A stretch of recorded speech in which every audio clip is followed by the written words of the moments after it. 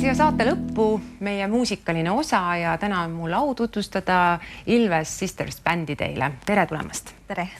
Meil on külas siis kaks õde, Liidia ja Silvia, ja teil on ju tegelikult peres neid musikaalseid õdesid palju rohkem. Palju teid kokku on?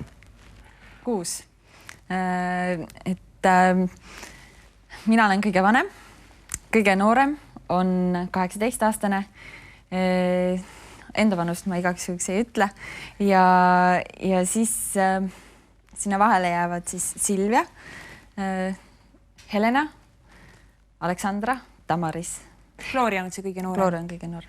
Nii et nendele, kes on Tallinna Televisiooni jälginud, on teie perekond tuttav, kuna olete ju varem ka Pillimeeste saates käinud ja ilmselt Silvia ja sind tunnevad paljud televaatajad ära tänu Klassikatähtede saatele. Kuidas sa sinna sattusid ja mis kogemused sealt kaasa tõid? Klassikatähtede saade oli väga kasulik kogemus ja tegelikult üle poolte saadete Liidia mängis seal klaveril kaasa, nii et tal on ka ikkagi osaline kogemus olemas juba. Alguses mingi mõned aastad tagasi mina mõtlesin, et mina võib-olla sinna ei hakka kandideerima, et milleks vaja tõestada end muusikuna. Aga ta annab, mida ma siis sealt tahtsingi juurde saada, oli just see lavaline kogemus, kus on ka kaamerad, mida võid sinuga ükspuha, mida seal teha ja ootamatud esinemised, ootamatud kaamerad, et see on hästi hea kogemus, et seda kuskilt mujalt ei saa nii lihtsalt. Nii et klassikalises muusikas on samamoodi ennast vaja promoda? Ikka, see tuleb muusikul alati ainult positiivselt kasuks. Sellel suvel, ma nüüd küsin sinu käest, Silvia, et on ju ka ees päris selline arvestatav kontsert ERSOga. Jaa, seda ma ootan väga. Et selle kontserti ma saavutasin seoses eelmisel aastal toimunud keelpillimängijate konkursiga, mis oli see Eesti-sisene. Ja seal ma sain teise koha ja lisaks veel ERSO eripreemia, nad hääletasid mind sealt nagu keelpillimängijatest nagu lemmikuks ja nüüd on see preemia tulemas. Nii et Eesti Riiklik Sümfooniaorkester valis sind oma kontserdile tšellosolistiks? Jah, just. Aga see, mille pärast ma täna teid siia kutsusin, on hoopiski midagi hoopis kaasaegsemat ja see on nimelt, teil on plaanis juuli lõpus Eesti erinevaid paiku külastada ühe tuuriga, mis tutvustab siis APA muusikat, aga seda klassikalises võtmes. Et kuidas see idee sündis? Sündis sedasi, et tahtsime mängida midagi meelelahutuslikumat, midagi, mis pakuks meile endale ka samas ikkagi rõõmu ja naudingut ja et need lood oleks harmooniliselt sellised põnevad, et oleks hästi nauditav. Ja siis me mõtlesime, et milline muusika või milline bänd see võiks olla ja ühiselt nentisime, et see on APA. Et see on olnud meie endi lemmikbänd päris pikka aega. Muidu meie muusikamaitsed võib-olla on päris erinevad olnud. Et noorest peast igaüks oma lemmikuid vaadanud, aga see on selline ühine lemmik. Kas see võib olla ka võimalus, kuidas mõned inimesed leiavad üldse, võib-olla kuulevad esimest korda keelpillimuusikat? Jah, võib täitsa olla. Kuigi see tundub natuke uskumatu, jah, väikestele lastele kindlasti.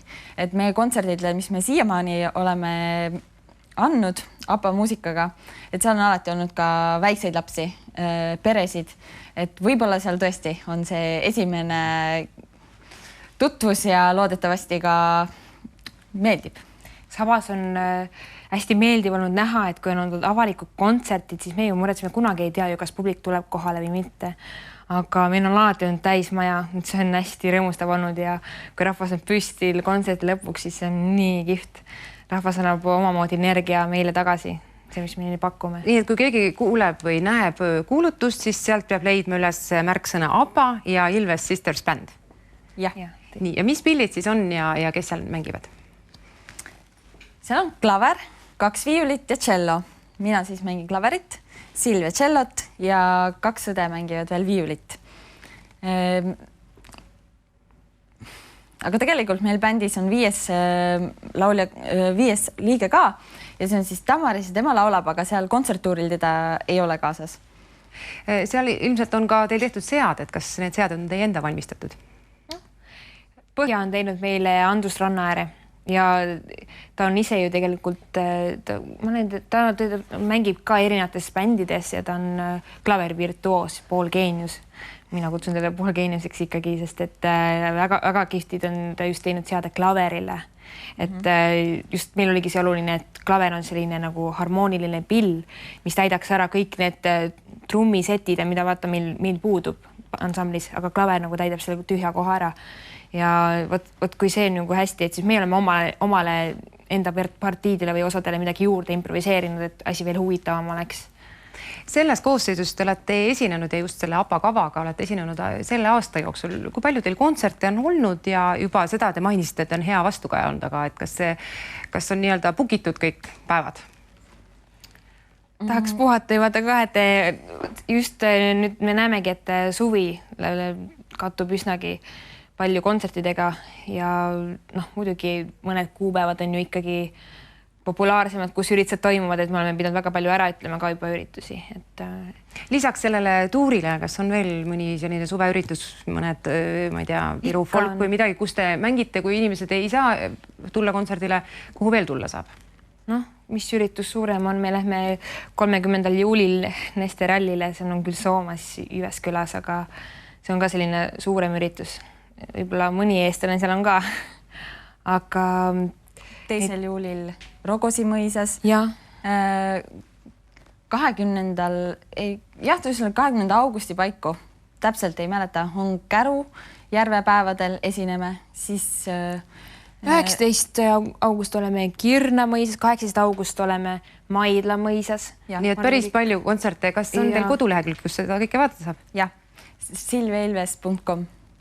Sealt saab kätte. Selge, nii et silviailves.com vaatavad televaatajad. Või siis Facebook, mis on ka väga suur selline hästi populaarne kohti, kus jälgida oma neid muusikat, mida sa fännad, et meil on see The Ilves Sisters.